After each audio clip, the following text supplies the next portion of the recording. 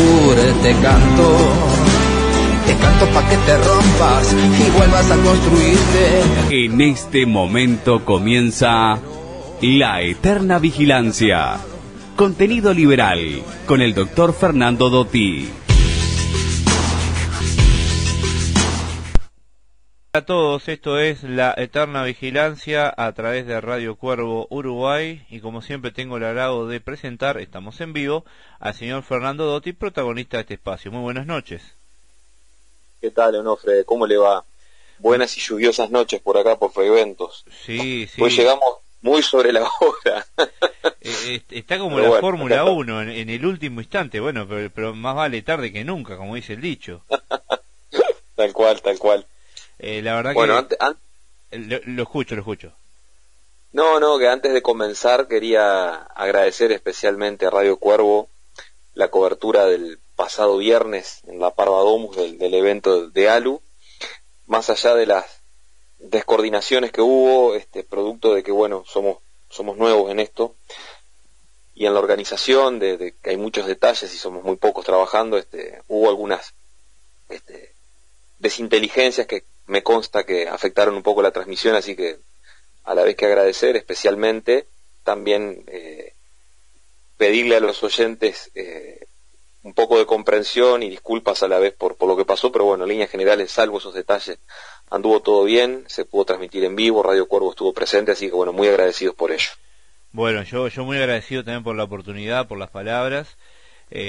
Son cuestiones que esto es como una carrera de auto. Yo lo veo siempre en términos deportivos, pero cuando algo a veces no sale o pasa algo, después se corrige y sale bien. Más le digo, tuve una charla con un encargado de sonido que nos va a estar asistiendo en el tema de que, bueno, si pase algún problema, alguna urgencia, va a estar ahí también disponible, así que siempre es todo para mejorar, así que y yo sin duda. Y yo en futuras instancias, si algo surge o se quiere hacer por parte de ALU, cuente conmigo, que no hay problema. Bueno, muchísimas gracias porque bueno, hace falta que exista difusión de estas cosas también, ¿no? Así que bueno, todo bienvenido, muchísimas gracias. Y la temática de hoy, ¿por dónde viene? Bueno, hoy vamos a hacer una suerte de valoración de la charla que dio Agustín Echevarne el pasado viernes acerca de algunos puntos claves de entender un poco la historia, ¿no? Porque vamos a hacer el paralelismo. Echevarne habló sobre el surgimiento del liberalismo en Argentina, la Argentina próspera de Alberdi, pero también hay algo que no se menciona en los libros de historias de nuestro país y tiene que ver con que Uruguay también fue un país próspero en el siglo XIX, contrariamente a lo que se nos quiere hacer pensar y creer muchas veces, ¿no? Entonces, bueno, el Uruguay tuvo en la Constitución del 30 una constitución liberal con muy pocos artículos que concebía, entre otras cosas, por ejemplo, que el derecho de propiedad era un sagrado inviolable, ¿no? Vaya definición, eso después se fue suprimiendo con las constituciones sucesivas, pero era una constitución que permitía y respetaba el producto del esfuerzo ajeno, era una constitución que protegía los derechos de propiedad, era una constitución que generaba el marco institucional que permitía que el ser humano liberara su genio creador y permitía que se respetara el fruto de su trabajo. Fíjese, Onofre, que el Uruguay, por ejemplo, a pesar de la poca población que tenía y de haber enfrentado una guerra civil dramática, como fue la Guerra Grande, luego de la misma, luego del año 52 del siglo XIX, empezó un proceso de expansión y de crecimiento económico nunca antes igualado. Y repito, nunca antes igualado. Uruguay, en el siglo XIX, con posterioridad a la guerra, más sobre ya fines de la década del 50, crecía a tasas del 6% anual. Ese Uruguay había liberado las tasas de interés hay una ley del año, creo que 32, que establece que la tasa de interés es la que fija las partes. Porque, bueno, a contrario de lo que establece la Constitución nuestra del 67, que prohíbe la usura y mandata a la ley la reglamentación de la misma y la tipificación como delito. O sea, si habrá sido grande el cambio de paradigma, el cambio de marcos institucionales, de cómo se fue perdiendo el respeto por la libertad y la propiedad, que hoy llegamos a esa fijación de precios como es topear la tasa de interés. Y hemos dicho hasta el cansancio que las fijaciones de precios generan escasez, en este caso escasez de crédito. ¿Qué es lo que generan las protecciones con tasas, con topes máximos de interés? Y bueno, que prolifere el usurero, ¿no? ¿Por qué? A ver, si se quiere combatir la usura, los oportunistas, los usureros, como despectivamente se los califica, liberen las tasas de interés. Reformemos la Constitución para eso, que tanta reforma al santo botón que se promueve en cosas que no le va la vida a nadie. Hagamos el intento de reformar este tipo de cosas, ¿no? Veamos qué es lo que genera la protección, la fijación de precios de las tasas máximas de interés, el precio que se paga por el dinero futuro, digamos. Eso lo que genera es, bueno, que proliferen, como dijimos, los usureros. Ahora, para terminar con esa figura, se elimina la protección, porque ¿qué es lo que pasa? Termina quedando fuera del mercado crediticio gente que lamentablemente no tiene acceso al crédito porque ya han recorrido otras instituciones y han quedado por fuera de ello. Ahora, ¿por qué la tasa es muy alta en esos casos a veces que se aplica? Y bueno, porque la prisma por el riesgo de incumplimiento también es muy grande, y eso se traslada al préstamo en este caso, ¿no? Vale lo mismo los conceptos estos desarrollados para la fijación del precio, de precios máximos en los alquileres, en algún tipo de producto en las góndolas y demás. Termina generando un problema mayor que el que se quiere evitar. Pero bueno, el nivel de prosperidad del Uruguay, por ejemplo, fue tal que Juan Bautista Alberdi, el constitucionalista argentino, el padre de la primera constitución de la hermana república, se refería al Uruguay como la California del Sur.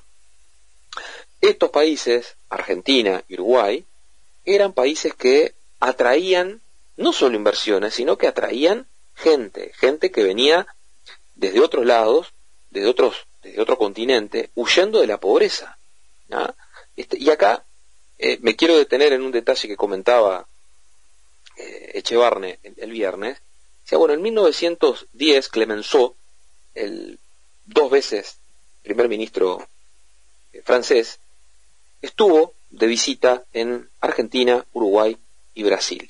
Y en el viaje de vuelta, recordemos que por aquel entonces los viajes eran en barco y llevaba varias semanas arribar al puerto de destino, escribió un libro, Clemenceau, que era un tipo que era más socialista, muy culto, muy formado, pero bueno, tenía el pecado de ser socialista.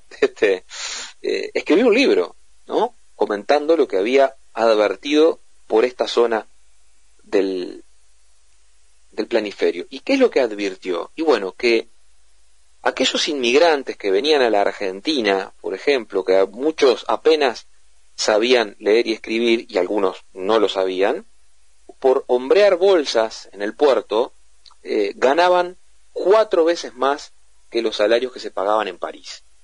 Y estoy comparando con uno de los mejores de la clase de la época, Francia, París, 1910, o sea, el apogeo de Europa. No estábamos en la guerra, porque muchas veces dicen, acá se llenó de inmigrantes porque huían de la guerra. Sí, eso es verdad también, pero fue posterior. La Primera Guerra Mundial arranca en el 14, la Segunda Guerra Mundial en el 39. Guerra Civil Española mediante anteriormente en el año 36. Quiere decir, esa gente obviamente huyó del hambre, de la miseria, de la violencia, pero antes de ello hubo una oleada inmigratoria por estas latitudes que respondía a cuestiones económicas. La gente se venía a hacer la América, la gente venía en busca de prosperidad. Los puertos en Europa, por lo general, tenían, en la mayoría de los viajes, los destinos eran Nueva York o Buenos Aires. ¿Ah? Y bueno, y por la cercanía también nosotros nos vimos beneficiados, pero éramos un faro de prosperidad en aquel entonces, producto de que se aplicaban buenas recetas, buenos marcos institucionales que permitían que la gente, como en el ejemplo que puse, ganara, dicho por Clemenceau, socialista, que la gente ganara 4 veces más que lo que ganaba lo que ganaba un trabajador en Francia, en el apogeo de Europa. Y dije 4 veces más, no un 40% más. O sea, imaginemos que aquí se cambiaran los marcos institucionales, se pudiera hacer cosas distintas a las que venimos haciendo, no castigando el ahorro, permitiendo la inversión de capital, permitiendo el aumento de la productividad y por eso el aumento de salarios. Imaginemos que pasáramos a ganar cada uno de los que estamos escuchando acá 4 veces más de lo que ganamos. ¿Para qué queremos el Estado? ¿Ah? Claro, pasa que el Estado siempre tiene la lógica de que te rompe las patas, te rompe las piernas, pero después te regala las muletas y todavía te hace agradecerle que te está ayudando. Entonces acá el esquema es, nunca el Estado hace nada sin antes haber consumido capital, sin antes haber lesionado el derecho de otro. Es decir, toda esa prosperidad que había en estos países, de a poquito se fue chupando, ¿no? Se fue mordiendo, producto del intervencionismo estatal y del estado de bienestar, ¿no? Entonces, ¿quién fue el mentor de todo esto? ¿Quién es el padre de la criatura del estado de bienestar? Y bueno, nos tenemos que ir a la Alemania de fines del siglo XIX, 1880 y pico, donde Bismarck, que no era socialista, ideó el sistema de pensiones, el estado de bienestar, el sistema de jubilaciones, de reparto tal y como lo conocemos hasta el día de hoy. Miren el clavo que nos dejó Bismarck, ¿no? ¿Cuál era la lógica en aquel entonces, ¿no? Bueno, la gente vivía promedio en Alemania unos 50 años, más o menos, ¿no? Entonces, ¿qué es lo que hace Bismarck? Dice, bueno, yo les propongo este beneficio obligatorio, fíjense ustedes, qué tan bueno sería el beneficio que para acogerse a él es obligatorio, ¿no? Esa es la primera contradicción en los términos. El beneficio de la jubilación, el beneficio obligatorio de la jubilación a los 60 años, ¿no? Entonces, bueno, ¿qué pasa? La mayoría de la gente se moría antes. Y aquel que lograba sobrevivir, y bueno, y sí, cobraba su jubilación, no tenía ningún problema. Pero esto fue un sistema que generó una prosperidad no, perdón, me rectifico, lo que generó es caja o prosperidad para el Estado, en definitiva, que empezó a hacer caja en forma extraordinaria y eso le permitió a los políticos irresponsables y demagogos inflar el gasto de una manera exorbitante y así es como nace el estado de bienestar, mal llamado estado de bienestar, porque lo único que hace es generar malestar en la población. Y esa idea lamentablemente se fue replicando en el mundo porque además para los aparatos estatales que siempre nos aplastan, era una receta exitosa. Todos andaban con plata, imagínese, era fabuloso. Y se empezó a replicar en el mundo. Pero, de alguna manera, ¿qué es lo que pasa? Y bueno, ¿y qué es lo que pasó en Argentina también? ¿Qué es lo que pasó en nuestros países? Y bueno, producto del corrimiento del eje del debate, producto de que se descuidan las batallas por las ideas, empiezan a permear otras, esto lo decía Tocqueville, creo, que era que cuando uno piensa que ya está todo hecho, que ya cumplió, cuando piensa que está todo bien, que la prosperidad es algo inmutable, que se va a mantener, que es irreversible, inexorable, bueno, ahí es el peor momento porque ahí comienza la decadencia. Es en esos momentos cuando más hay que batallar para defender las ideas que generan los marcos institucionales de prosperidad. Y empezaron a avanzar esas ideas que luego, después de la crisis del 29, se fueron acentuando con la presencia de Keynes, ¿no? Que en definitiva ha sido nefasto, pero que tiene muchos adeptos hasta el día de hoy. ¿Y por qué aman tanto los políticos a Keynes?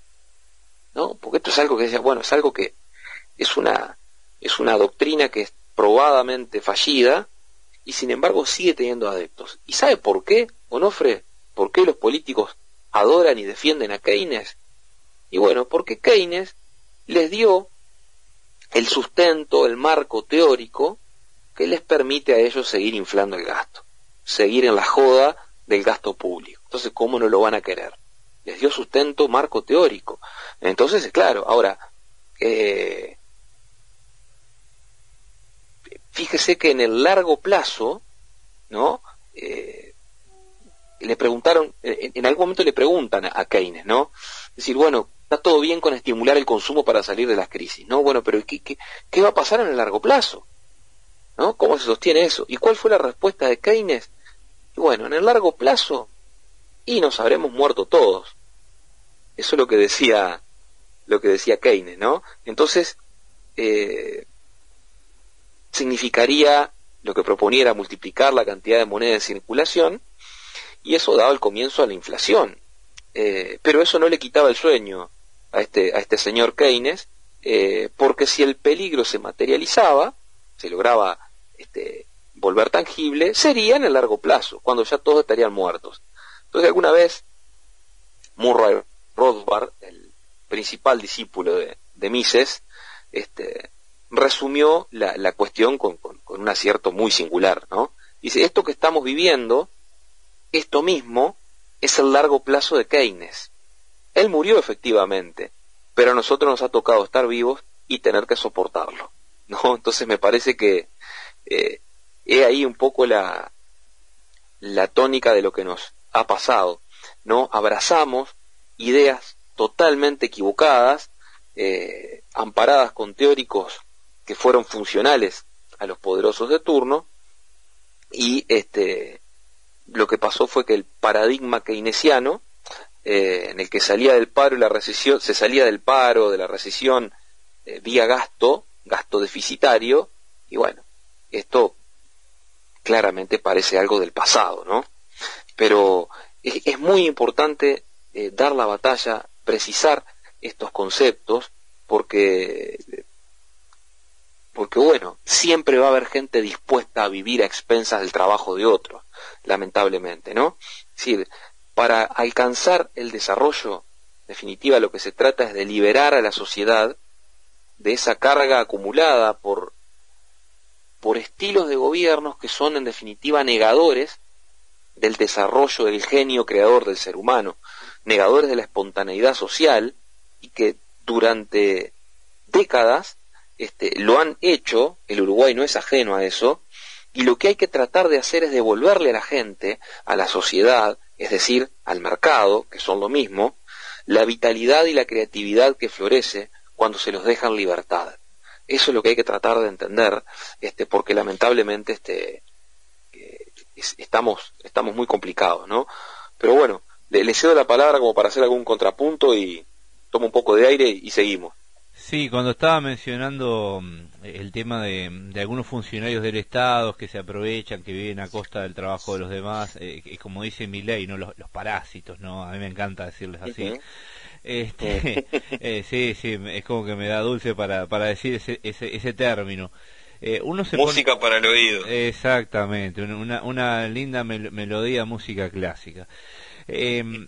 Ahora, obviamente que uno se pone a pensar, ¿no? en lo que habla de ese beneficio obligatorio, ¿no? Como así ocurre con el FONASA, con distintas cuestiones, y uno se pregunta, ¿no? ¿Por qué si yo trabajo, hago mi dinero, ¿no? O una persona tiene su empresa, ¿por qué tengo que rendirle cuentas a un ente que me dice lo que tengo que hacer, me dice que tengo que darle tanto dinero? Porque además ni siquiera también uno agarra y decide sobre ese capital. Uno no termina diciendo, bueno, con este dinero que yo aporté acá para la jubilación o la contribución o el impuesto, lo que sea, bueno, se va a hacer lo que yo estoy pretendiendo, buscando. Lo terminan decidiendo otros, ¿no? A mí, sinceramente, me parece un secuestro, ¿no? Un robo, ¿no?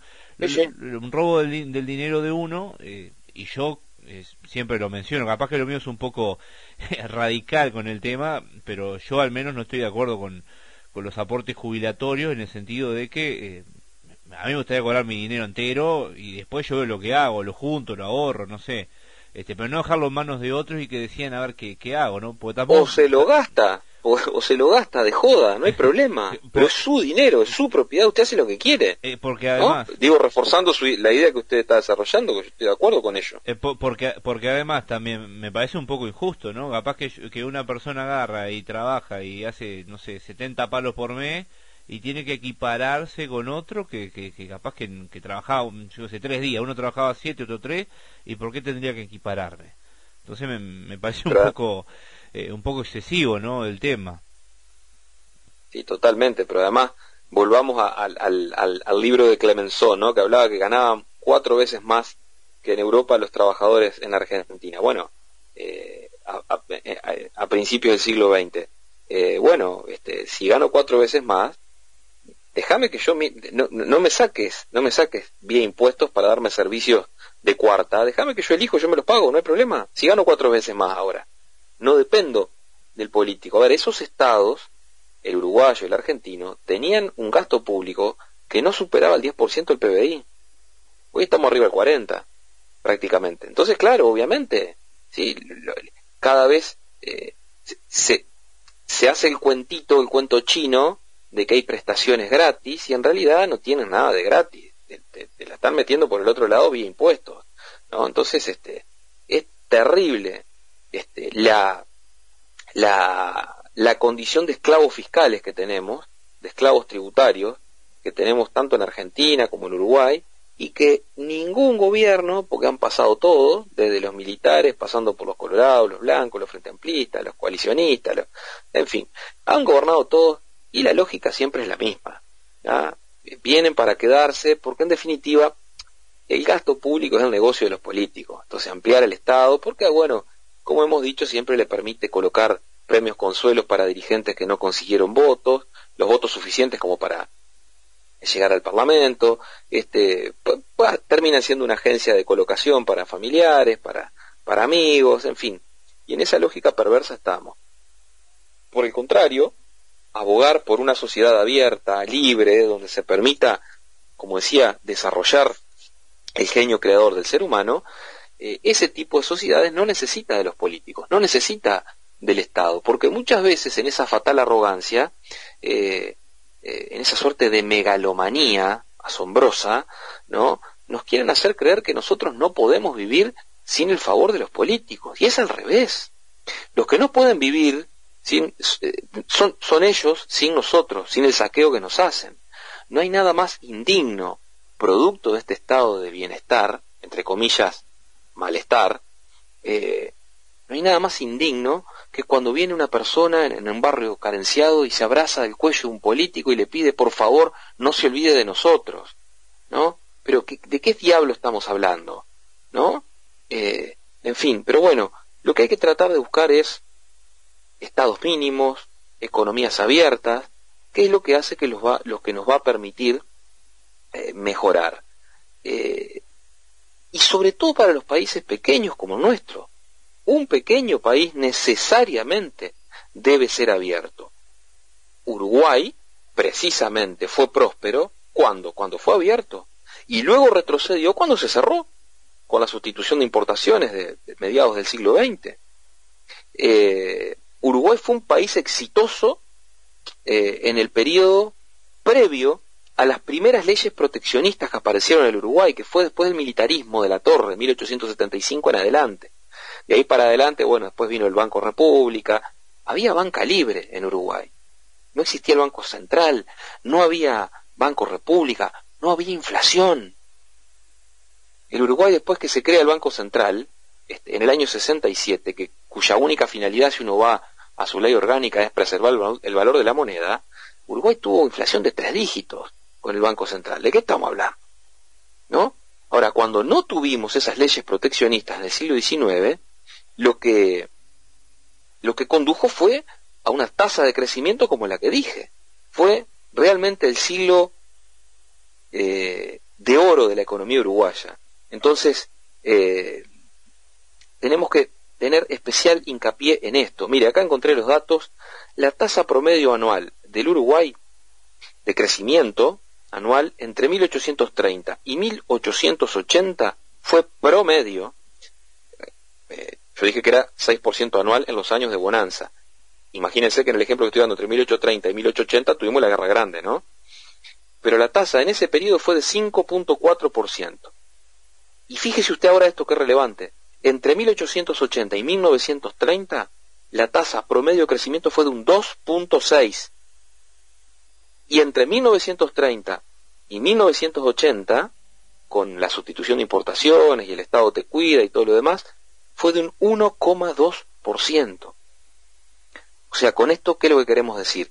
Que el crecimiento excepcional del Uruguay se dio en la etapa más temprana de su historia. ¿Cuándo? Cuando abrazó las ideas de la libertad. La verdad que los números no mienten.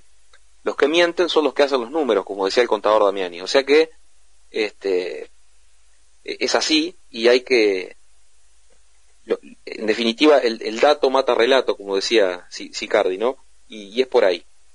Así que bueno, la exhortación a seguir batallando por las únicas ideas que han hecho del Uruguay en algún momento un país próspero, y las únicas ideas que han sacado mucho más gente de la pobreza en la historia de la humanidad hasta ahora.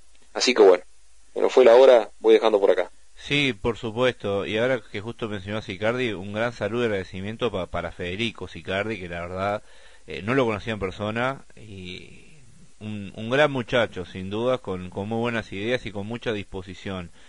Respecto un capo. Sí, totalmente, muy activo y con un carácter muy especial, como el padre, como hijo de tigre. Hijo de tigre, ¿qué querés? Hijo de tigre, no sé si es de Peñarol, pero hijo de tigre lo es.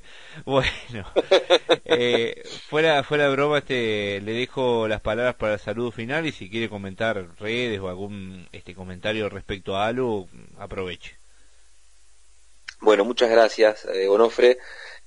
Simplemente invitarlos a los amigos que nos siguen en esta columna semanal de la Eterna Vigilancia a sumarse a la Asociación de Liberales del Uruguay.